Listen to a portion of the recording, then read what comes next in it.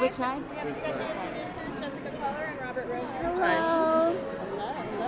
How are you doing? We're good. How are you guys? Good. Thanks for coming out. Yeah, now that we have you. Thank you. So season 4 addressed a really big theme, fear of the other. Will season 5 have a similarly large theme that it focuses on the central narrative? Yes, the theme for season 5 is technology. We're calling it our Black Mirror season.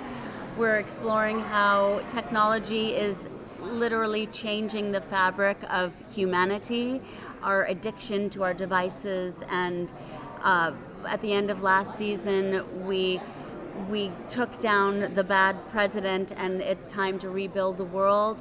However, that job is so overwhelming. People tend to want to escape into technology, and that might be exploited against them. How much of the Leviathan arc are you drawing from the comics? And what's the pace really of laying out those clues as the season begins?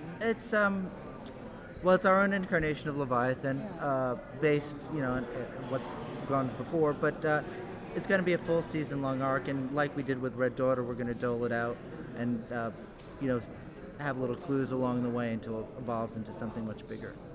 How important throughout the season will the betrayal that Lena feels be for Kara and for the story as a whole? It will be hugely important. One of the central stories this season is the friendship between Lena and Kara and whether or not it can survive. Lena's Achilles heel is betrayal, and she has made that clear to her friends from the beginning, and the way she found out about this betrayal, Lex twisting the knife and sort of pouring salt in the wound, affects how she feels about it, so that will be a huge central story.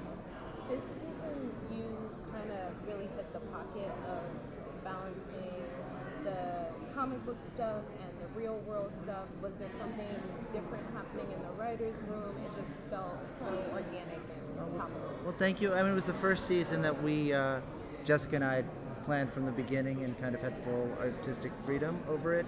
It was our baby. Yeah.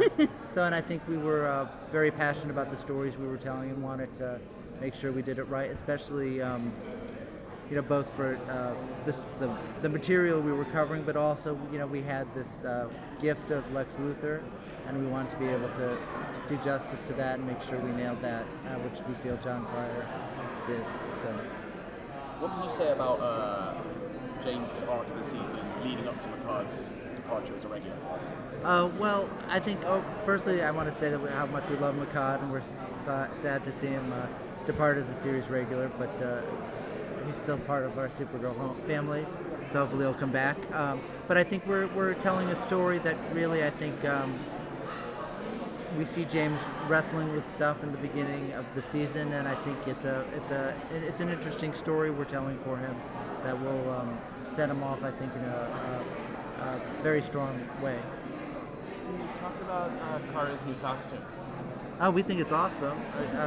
We're so excited about it. It's something we've been wanting to do for a long time. We just needed to find the right time in between seasons to build it and conceive it and create it, and we think it is so powerful and iconic and suits Melissa's interpretation of Supergirl, and we're all just thrilled.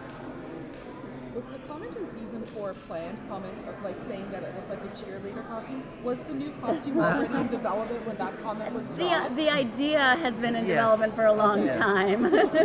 So I can't remember who made that dig, but yes. Is there any way to bring Manchester back to life? On Supergirl, there's always a way. We love that character. We love and him. We love David Ajala, so we would love to so much. He's be able to bring him back at some point. Amazing actor and amazing character, so you never know. With the crossover coming up, is there hope for a lot more ladies of the Arrowverse interaction for Kara to have?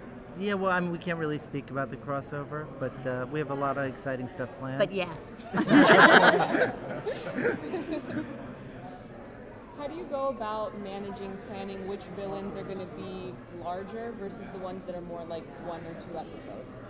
Well, it goes into our season-long planning, and that's how we decide. A lot of times, because the villain of the because the villains can.